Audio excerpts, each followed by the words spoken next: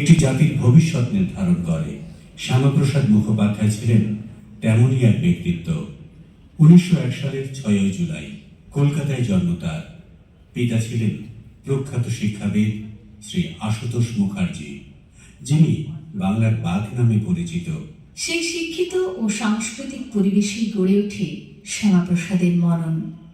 অল্প বয়সে তিনি অসামান্য মেধার পরিচয় দেন। মাত্র 33 বছর বয়সে ইউনিভার্সিটি অব ক্যালকাটার উপাচার্য হন। তার সময়ে বাংলা ভাষা, ভারতীয় সংস্কৃতি ও জাতীয় চেতনার উপর বিশেষ গুরুত্ব দেওয়া হয়। তিনি বিশ্বাস করতেন, শিক্ষা কেবল চাকরির পথ নয়, শিক্ষা মানুষের আত্মপরিচয়ের ভিত্তি।